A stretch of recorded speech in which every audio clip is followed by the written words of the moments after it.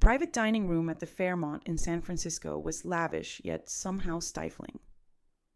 My father David's 65th birthday celebration was at its peak, with champagne flowing freely and laughter filling the air as guests toasted his many years in finance. I sat quietly at the far end of the table, pushing grilled halibut around my plate, trying to fade into the background draped with elegant linens. "And here is to my son Ben," David declared proudly, raising his glass. Now a senior partner at Westbridge Capital, just like his father before him. My brother Ben basked in the applause, his Rolex sparkling beneath the chandelier, his navy suit seemingly tailored by some divine tailor. Ben had always had the pedigree: Wharton, the elite internships, the Ivy League wife. "Thanks, Dad. I learned from the best," he said with a confident smile. I took a sip of my wine and remembered the countless times I was asked, "Why can't you be more like Ben?" I had chosen robotics instead of finance, creating my own technology lab rather than joining David's firm, investing quietly in innovation rather than flaunting status symbols. "And then there's Alice," my mother Karen interjected with that fragile smile. "Still working on gadgets, dear." "Advanced robotics and neuro-AI interfaces," I answered calmly. Our latest project had enhanced autonomous surgical systems significantly. Yes, David waved off dismissively. "Still fiddling with machines. At least Ben picked a real profession." The old sting pricked, but I held my composure. They had no idea that my tinkering was driving next-generation medical breakthroughs on 5 continents, or that the garage they once ridiculed had transformed into a sprawling research and development center covering 300,000 square feet just outside Palo Alto. "Did you see Ben's Aspen property?" My mother Karen gushed about its 12 acres, ski slopes, and exclusive access. "It was quite humble," Ben shrugged. "Alice, you should come by one day when we are not using it." I looked down, thinking of my residences in Kyoto, the Swiss Alps, and a secure retreat in New Zealand protected by shell companies and intellectual property trusts. A toast.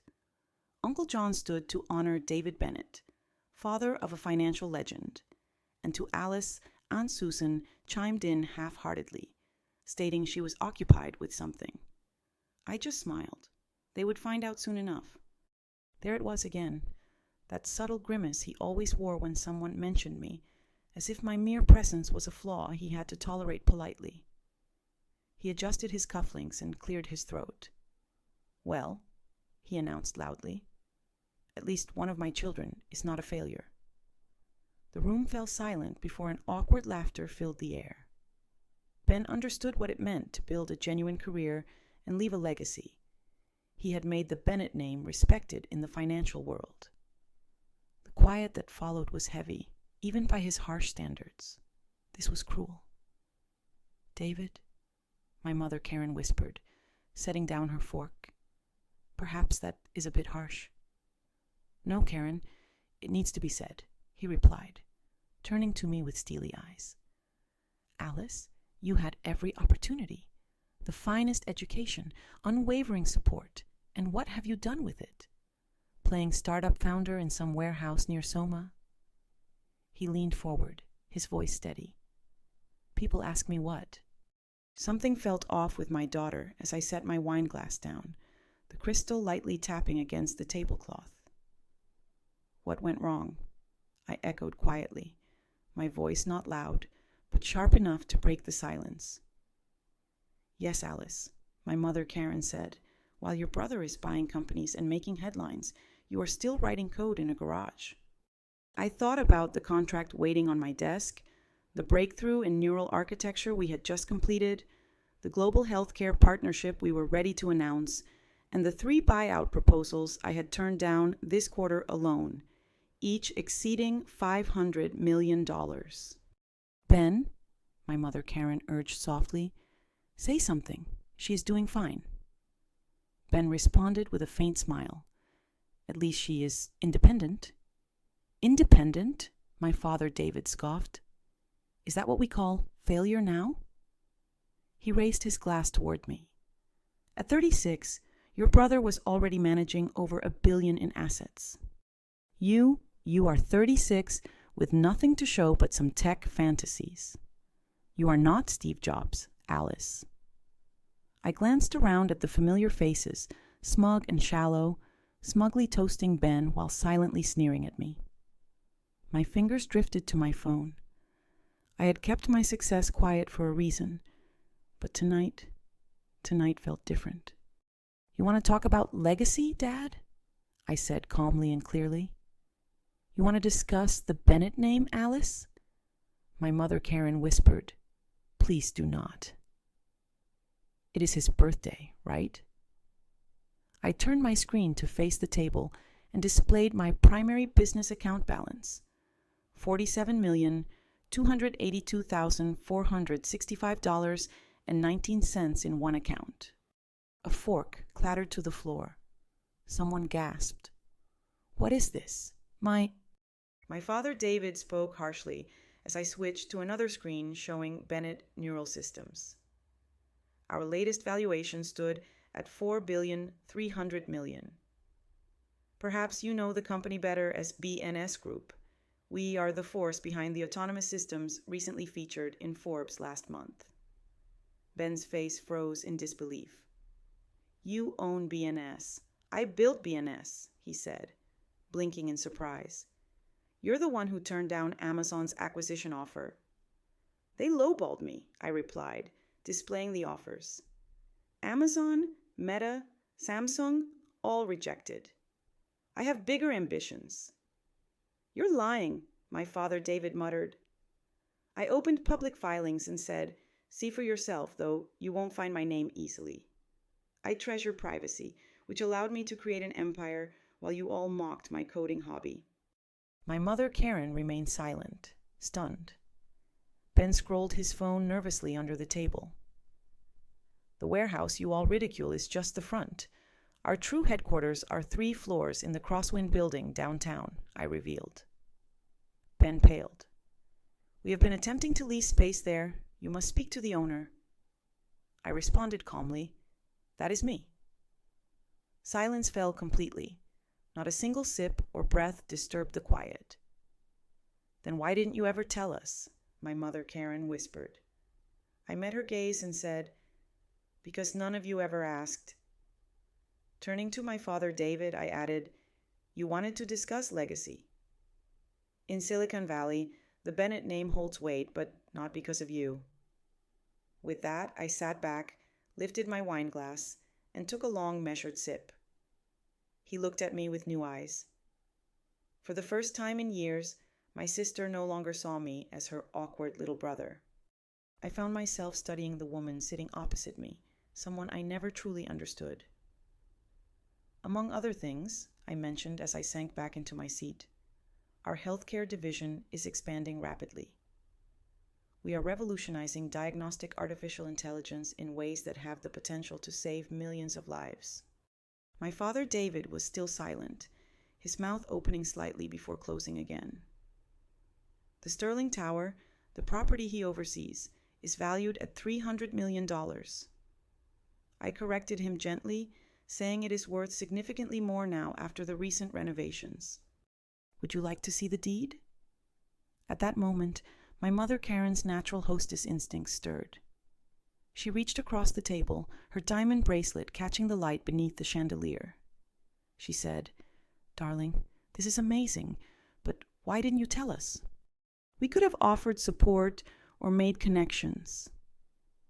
I softly withdrew my hand, thinking of connections like when you informed the Hamiltons I was wasting their time, or when Dad advised his clients to avoid my venture altogether.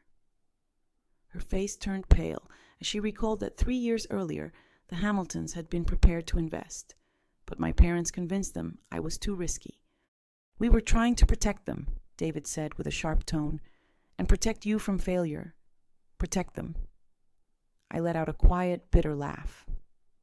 Those who did invest saw their wealth increase 8-fold within a year and a half.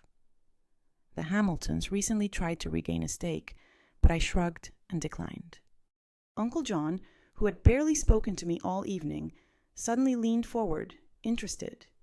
He said, "Alice, my son's launching a crypto-based technology startup, and I was wondering—" I interrupted him calmly and firmly.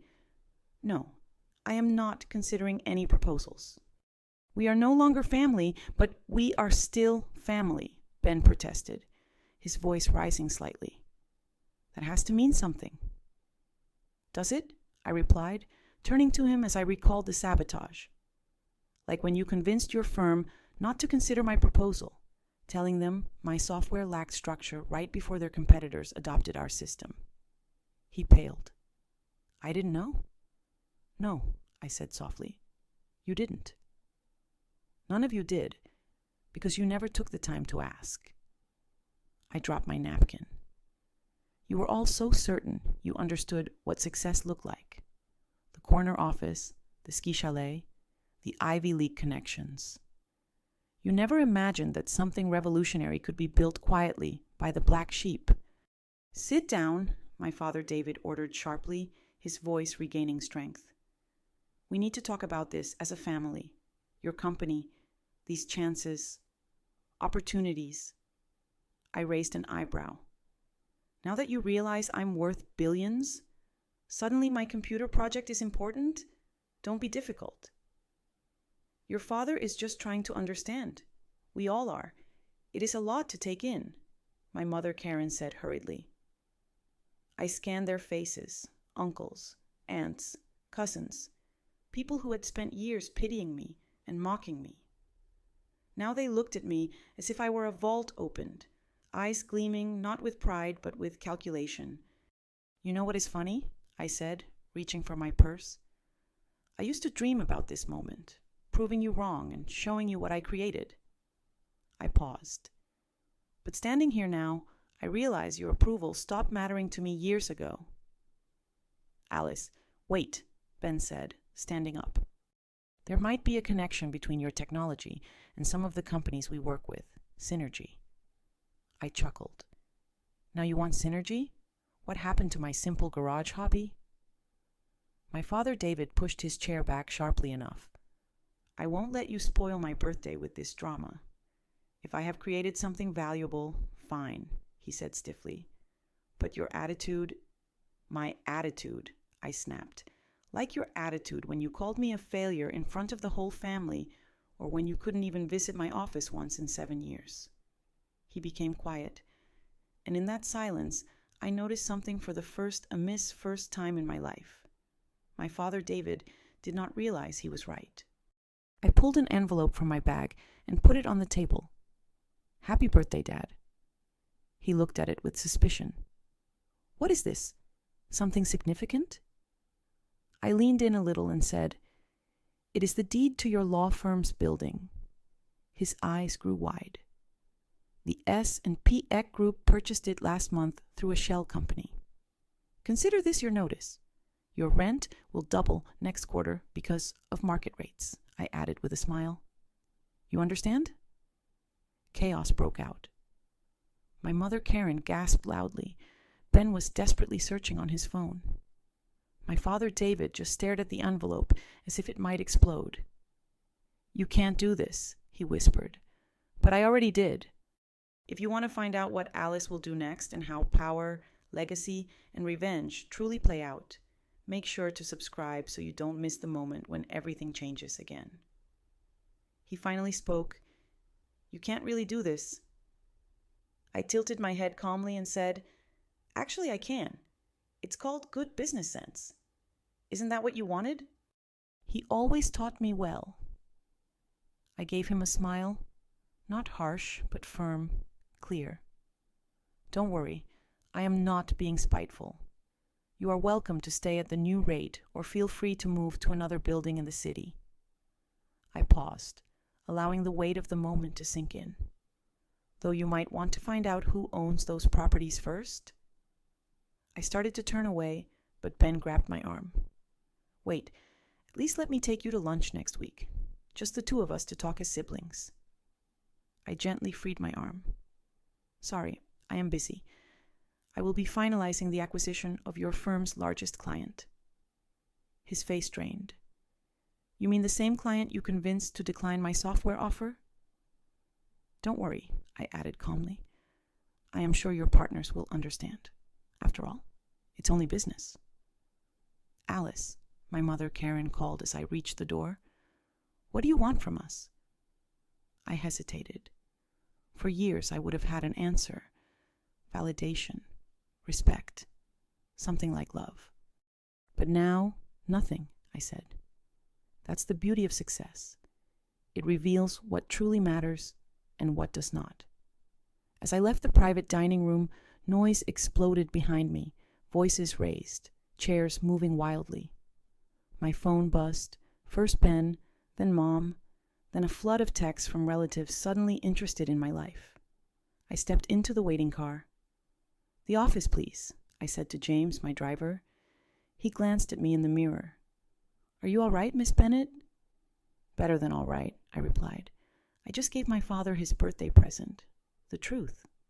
Back in my real workspace on the top floor of Sterling Tower, I sank into my leather chair as my phone lit up once more. Mom, please call. Ben, let me explain. Dad, contact me immediately.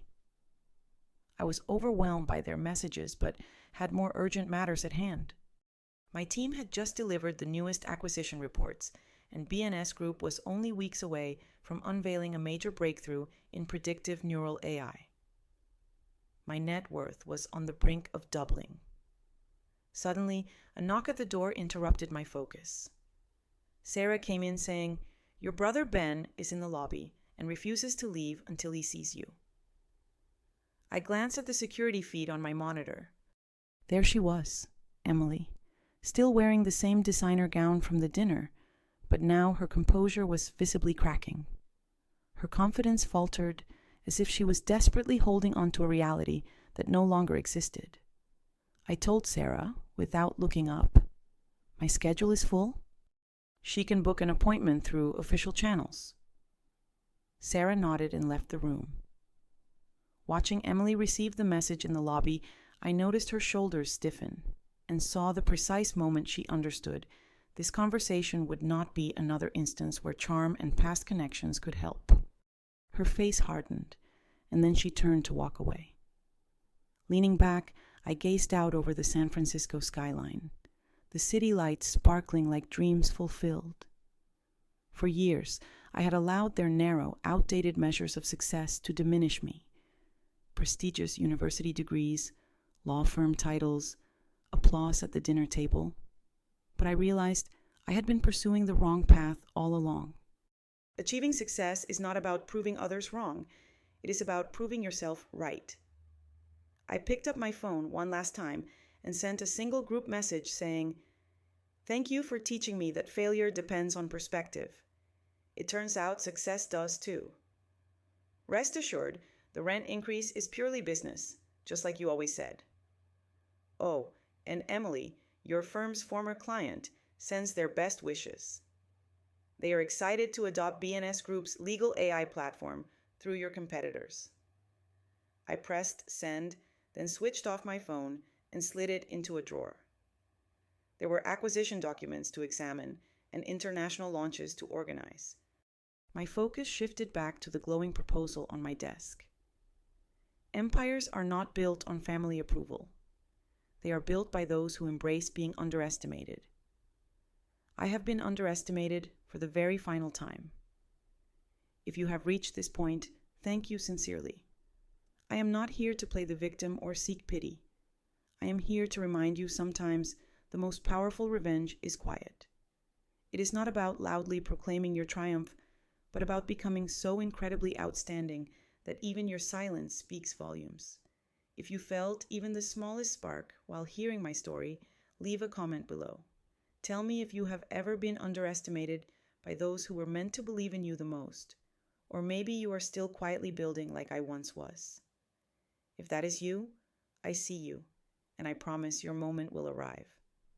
If you are ready to walk with me through more stories like this, stories of silent resilience and long-awaited victories, join me. The acknowledgement of strength has finally been restored. Now, press that subscribe button, because this journey is no longer solely mine.